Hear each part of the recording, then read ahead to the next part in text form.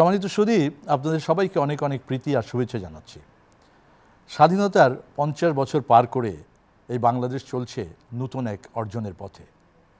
আমরা এখন আছি উন্নয়ন অভিযাত্রার এক গুরুত্বপূর্ণ সন্ধিক্ষণে। অল্প কদিনের মধ্যেই উদ্বোধন হতে যাচ্ছে নিজস্ব অর্থায়নে তৈরি পদ্মা সেতু। অন্যদিকে আমরা হাতে নিয়েছি 100 বছরের বদ্বীপ পরিকল্পনা। অবকাঠামো উন্নয়নের পাশাপাশি শিক্ষা, স্বাস্থ্য, কৃষি খাতে আমাদের অগ্রগতি লক্ষণীয়। সাম্প্রতিক বছরগুলোতে বাংলাদেশ শিক্ষা সূচকে ব্যাপক উন্নয়ন সাধন করেছে। বিশেষ করে ভর্তির হার বৃদ্ধি পেয়েছে, ছেলেমেয়েদের মধ্যে শিক্ষার সমতা এসছে এবং অবকাঠামোগত উন্নয়ন হয়েছে। প্রাথমিক ও মাধ্যমিক বিদ্যালয় পর্যায়ে ছেলেদের চেয়ে মেয়েদের ভর্তির হার বেড়েছে। এর মাঝে 2023 সালে শিক্ষা কারিকুলামে বেশ কিছু পরিবর্তনের ঘোষণা দিয়েছে সরকার। অন্যদিকে কোভিড-19 মহামারীর পরিস্থিতিতে বাংলাদেশে প্রায় 3.5 কোটির উপরে শিশুর শিক্ষা বিঘ্নিত হয়েছে। দীর্ঘদিন স্কুল বন্ধ রাখায় শিশুরা পড়াশোনার বাইরে চলে গেছে, শিশু শ্রমের সাথে যুক্ত হয়েছে, বাল্যবিবাহের শিকার হয়েছে এবং ব্যাপক শিখন ঘাটতি হয়েছে।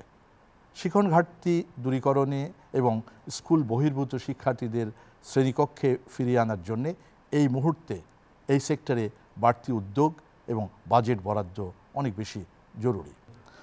আগামীকাল সরকার 2022-2023 অর্থবছরের বাজেট ঘোষণা করতে যাচ্ছে। এই অর্থবছরের জন্য 6,80,000 কোটি টাকার বাজেট ঘোষিত হবে।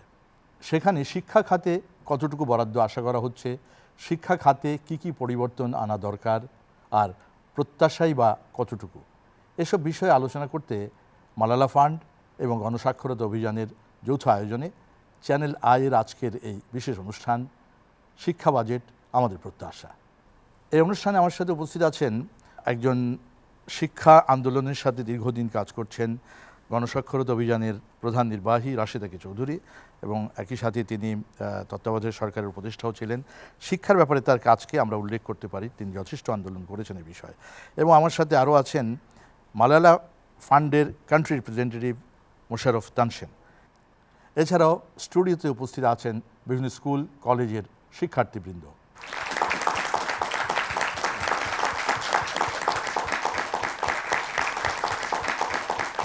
আমরা আসন্ন বাজেটে শিক্ষায় আমাদের প্রত্যাশা, দাবি এবং বরাদ্দের বিষয়গুলো নিয়ে আলোচনা করব। শুনব শিক্ষার্থীদের কথা। আমি প্রথম প্রশ্নে যাব রাশেদা কে চৌধুরীর কাছে। আমরা জানি যে এসডিজি বাস্তবায়নে বা বিভিন্ন চুক্তি সনদে স্বাক্ষরকারী দেশ হিসেবে বাংলাদেশ সরকার জিডিপির কমপক্ষে 6% অথবা জাতীয় বাজেটের 20% বরাদ্দ রাখার ব্যাপারে প্রতিশ্রুতিবদ্ধ।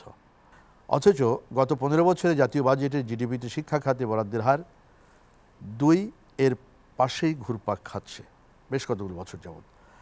যেখানে এশিয়ার অন্যান্য দেশগুলো যেমন পাকিস্তান, ভারত, মায়ানমার বা আমরা নেপালের কথা যদি বলি, তাদের হারটা আমাদের চাইতে অনেক ভালো। সেখানে আপনার দৃষ্টিতে আমাদের এই বরাদ্দটা, যেখানে 11.91 শুধুমাত্র গত শিক্ষা বাজেটে 21-22-এ, আপনি এটাকে কীভাবে মূল্যায়ন করবেন এবং একই সাথে এবার এসে প্রত্যাশাটা কী করবেন?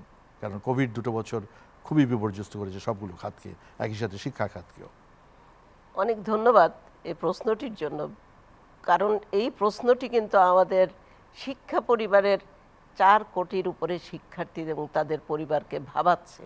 বিশেষ করে বর্তমান পরিস্থিতিতে আপনি যেটা বললেন যে কখনোই আসলে মোট বাজেটের 12% উপরে ওইভাবে ওঠেনি আমাদের শিক্ষা বাজেট, আর জিডিপির হারে তো 2-2.5% মধ্যেই থেকেছে, যেটা দক্ষিণ এশিয়ার মধ্যে নিম্নতম।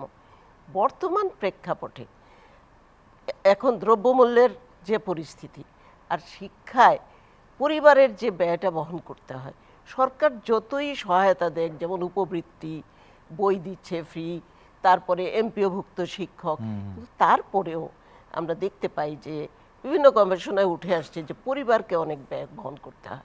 সেই জায়গায় এটা অবশ্যই বলতে হবে যে এটা খুবই কম, অপ্রতুল, এবং যেটা সরকারের এই বর্তমান সরকার যে পার্টির, তারা কিন্তু তাদের ম্যানিফেস্টোতেও 2008 সালে উল্লেখ করেছিলেন এবং পরবর্তীতে তো তারা 2015 সালে এই টেকসই উন্নয়ন লক্ষ্যমাত্রার যে ঘোষণা সেখানে স্বাক্ষর করেছেন।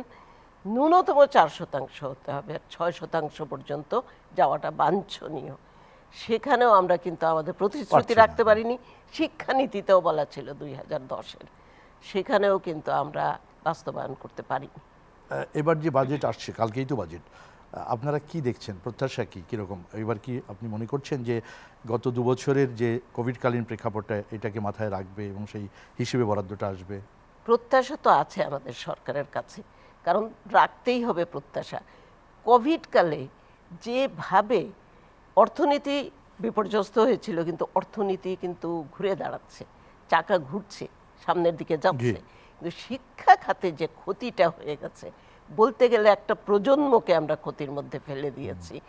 সেই ক্ষতি যদি পোষাতে হয়, আর বাংলাদেশের যে অর্জনগুলো আছে শিক্ষায়, ছেলে মেয়ের সমতা, শতভাগ ভর্তি, এবং যে বিষয়টা যে ঝরে পড়ার হার কমে আসা, এই অর্জনগুলো ধরে রাখার জন্য কিন্তু প্রত্যাশা থাকবে।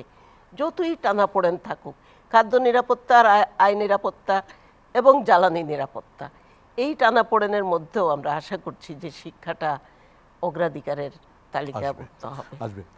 আমরা একটা সমীক্ষা দেখছি যে ঝরে পড়া শিক্ষার্থীদের 35% স্কুল কলেজ ছেড়েছে করোনার কারণে। প্রাথমিক বিদ্যালয় সংক্রান্ত বার্ষিক শুমারিতে গত বছরে বলা হয়েছে যে দেশে 65,000 প্রাথমিক বিদ্যালয় রয়েছে, আর শিক্ষার্থীর সংখ্যা 1 কোটির বেশি। কিন্তু গত বছর বিদ্যালয় থেকে ঝরে পড়ার হার 17% বেশি। সংখ্যার হিসেবে 20 লাখের বেশি শিক্ষার্থী পড়াশোনার পাঠ চুকিয়েছে। এটা নিঃসন্দেহে একটা বড় সামাজিক সমস্যা। সারা দেশেই স্কুল কলেজগুলোর অবকাঠামোগুলো দেখে আমরা খুবই আনন্দিত হই। আমি তো ব্যক্তিগতভাবে বিভিন্ন জায়গায় দেখেছি ভালো ভালো স্কুল তৈরি হচ্ছে। একটা গ্রামে বা শহরের সরকারি স্কুল বা কলেজের দৃষ্টিনন্দনের ভবনগুলো সবাইকে আকৃষ্ট করে, কিন্তু সার্বিকভাবে স্কুল কলেজের শিক্ষার্থীদের, বিশেষ করে কিশোরীদের জন্যে আমাদের স্কুল কলেজগুলোতে পরিবেশ, তাদের জন্য যে পরিবেশ, সেই পরিবেশটা মানসম্মত কি না, এই বিষয়টি আমি মোশাররফ তানসেনের কাছে জানতে চাইব। আপনাদের অতীতে যা দেখে আসছেন এবং আগামীর প্রত্যাশা, বিশেষ করে কিশোরীদের ক্ষেত্রে, মেয়েদের ক্ষেত্রে। আপনি যথার্থই বলেছেন যে এই যে ঝরে পড়ার যে হারটা সম্প্রতি আমরা লক্ষ্য করেছি এবং বিভিন্ন সমীক্ষায় উঠে এসেছে, এই করোনাকালীন বা করোনা পরবর্তী যেই অবস্থা দাঁড়িয়েছে, এর ফলে আমরা লার্নিং লস বা অন্যান্য যেই বিষয়গুলো আছে এই ঝরে পড়ার ক্ষেত্রে, সেটা তো আছেই। পাশাপাশি আমরা যদি বলি কিশোরীদের কথা যদি চিন্তা করি, এই কিশোরী যারা স্কুলে আসছে তাদের আমাদেরকে একটু মাথায় রাখতে হবে, কিশোরীদের যেই কৈশোরকালীন প্রজনন স্বাস্থ্য যে চাহিদাটা আছে, সেই চাহিদাটা কিন্তু মিট আপ করার জন্য স্কুলগুলোর পর্যাপ্ত ব্যবস্থা নাই। এবং স্কুলগুলোতে মেনস্ট্রুয়াল হাইজিন ম্যানেজমেন্টের যে বিষয়টা থাকা উচিত, এইটা একেবারেই অনুপস্থিত। আপনি শহরের কয়েকটা স্কুলে হয়তো একেবারেই অপ্রতুল, কোথাও কি নাই দেখেননি আপনারা? শহরের কিছু স্কুলে হয়তো আছে, বাট আপনি যদি বাংলাদেশের গ্রামাঞ্চলে যান, গ্রামাঞ্চলের কোনো স্কুলে আপনি এই সুবিধাটা, আপনাদের কাছে এমন কোনো হিসেব কি আছে পার্সেন্টেজে যদি একদম পাবেন না? কততে আসবে? একটা অনেক পুরনো গবেষণা আছে, 2014 সালের একটা গবেষণা আছে, ওয়াটার এইড বাংলাদেশ করেছিল, এবং সেইখানে দেখা গেছে মাত্র 24% স্কুলে, সারা দেশের 24% স্কুলে ছেলে এবং মেয়েদের জন্য আলাদা টয়লেট ব্যবস্থা আছে। দ্যাট মিনস অন্য বাকি যে 76% স্কুল, এই 76% স্কুলে কোথাও টয়লেট নাই, টয়লেটের উপস্থিতিই নাই, আবার কোথাও টয়লেট যা আছে সেইগুলো ছেলে মেয়ে উভয়ের জন্য একই টয়লেট। তো সেইখানে অবশ্যই এই জায়গাগুলো মানে আপনার কাছে আসবো আমি আবারও। এবার ওদের কাছে যাব যাদেরকে নিয়ে আমাদের আয়োজন।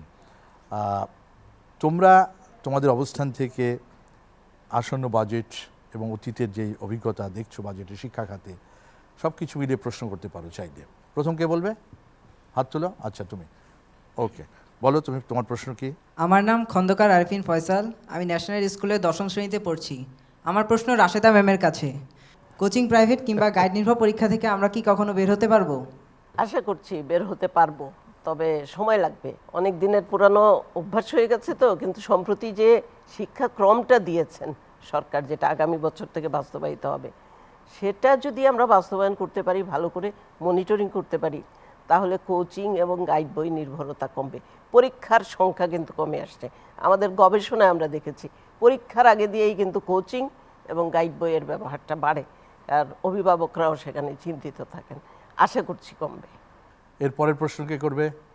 আমি নাসিফা নাওয়াল সাফা, ঢাকা সিটি কলেজে দ্বাদশ শ্রেণীতে পড়ছি। আমার একটি প্রশ্ন নয়, আমার একটি দাবি আছে। কোভিডকালীন সময়ে অনেক শিক্ষার্থী পড়ালেখা থেকে পিছিয়ে গিয়েছে, স্কুল কলেজে যাচ্ছে না এবং তারা বিভিন্ন কাজকর্ম করছে। তাদের কি বিশেষ ব্যবস্থার বৃত্তির মাধ্যমে আবার কলেজে ফিরিয়ে আনা যায়? এবং অনেক শিক্ষার্থী আছে যারা কোভিডকালীন সময়ে বাল্যবিবাহের কারণে পড়ালেখার ঝুঁকিতে রয়েছে, তাদের কি বিশেষ ব্যবস্থায় উপবৃত্তির চালু করার জন্য দাবি করছি। ভালো, খুবই ইম্পর্টেন্ট, সময়ের সাথে খুবই সামঞ্জস্যপূর্ণ একটা প্রশ্ন।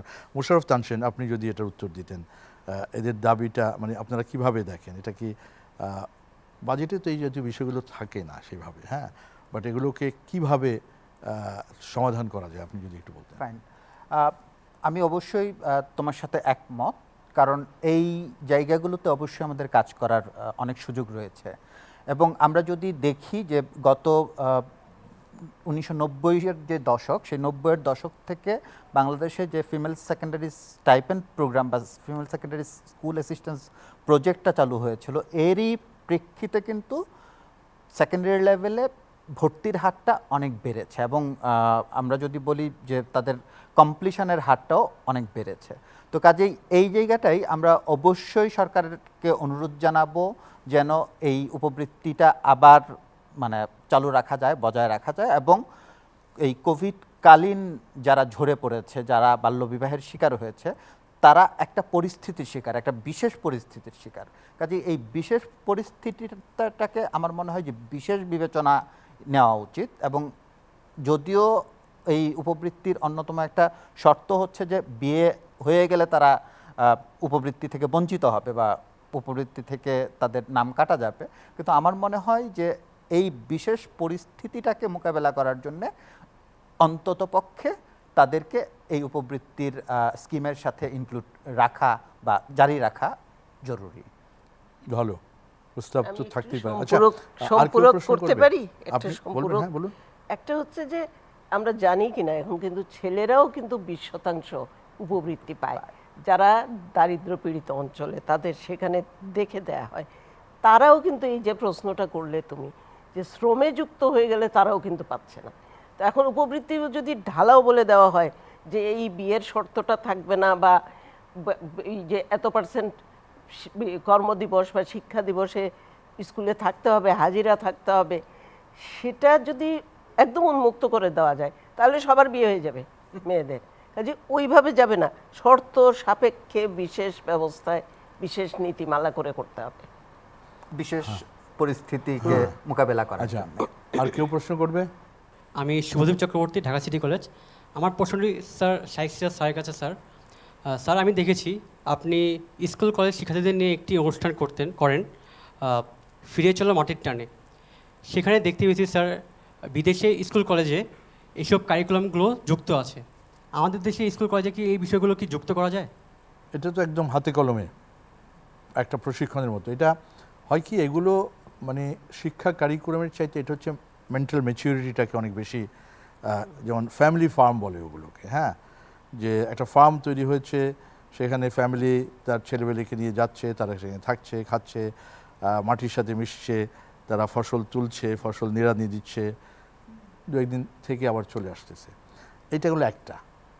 আমি যেটা করি সেটা ছিল হচ্ছে আমি বাচ্চাদেরকে নিয়ে যাই, তাদেরকে একেবারে নামিয়ে দিই, তারা চাষবাস করে, মাটির সাথে একটা সম্পর্ক তৈরি করা। আমাদের মতো একটা দেশে, কৃষিপ্রধান দেশে, আমি তো মনে করি এটা খুব জরুরি একটা বিষয়। কারণ আমি যদি কৃষক নাও হই, অন্তত বেসিক যে কোনো বাংলাদেশের একটা শহরের ছেলেকে যদি তুমি একটা প্ল্যান্ট সম্পর্কে জিজ্ঞেস করো, একটা স্কুল গোয়িং স্টুডেন্ট ক্লাস 2-3-তে পড়ে, সে কিন্তু একটা প্ল্যান্ট সম্পর্কে ওই ব্যাখ্যা সে দিতে পারবে না। কিন্তু একটা যে কোনো বিদেশি বা ইউরোপ আমেরিকার একটা বাচ্চাকে জিজ্ঞেস করে একটা প্ল্যান্ট কী করে গ্রো করে, সিডটা কীভাবে, সিড থেকে প্ল্যান্টটা হয়, সে বলতে পারবে, কারণ তার শিক্ষার ভিতরে এটা আছে, ম্যান্ডেটরি। কিন্তু আমাদের তো এই সুবিধাগুলো নেই, যে কারণে আমি ওই তাগিদগুলো দিয়ে থাকি আর কি। এটা হওয়া দরকার। আমাদের শিক্ষা কারিকুলামের সাথে এগ্রিকালচার সর্বসময়ের জন্য কম্পালসারি থাকাটা খুব দরকার। এনিওয়ে, তাহলে আর কারো কোনো প্রশ্ন আছে কি না? নাই, তাহলে তুমি করবে, এটাই শেষ প্রশ্ন। আসসালামু আলাইকুম, আমি ফায়াজ সরকার। আমি বিএফ শাহিন কলেজে পড়ছি, দ্বাদশ শ্রেণীতে পড়ছি। আমার একটা প্রশ্ন আছে, শিক্ষক শিক্ষার্থীরা একটি নির্দিষ্ট পরিমাণ ডেটা তাদের কম্পিউটার কিংবা মোবাইল ফোনে প্রতি মাসে বিনামূল্যে অথবা স্বল্প মূল্যে দেওয়ার বাজেটে কোনো ব্যবস্থা করা যায়? আচ্ছা, খুব ভালো প্রশ্ন। করা যায়, আপনি খুবই বলেন। সুন্দর প্রশ্ন। এবং যেটা হলো বর্তমান বাস্তবতাটা কিন্তু হলো আমাদের ওই তথ্য প্রযুক্তির দিকে যেতে হবে, এবং সরকারও সিদ্ধান্ত নিয়েছে একদিকে অফলাইন আরেকদিকে অনলাইন করবে। এটা আমাদের বর্তমান শিক্ষাক্রমের মধ্যে নতুনটার মধ্যে আসছে। তাহলে কি হবে? তাহলে তো শিক্ষার্থীদের জন্য দুটো জিনিস লাগবে, একটা হচ্ছে ডাটা আর একটা হচ্ছে ডিভাইস।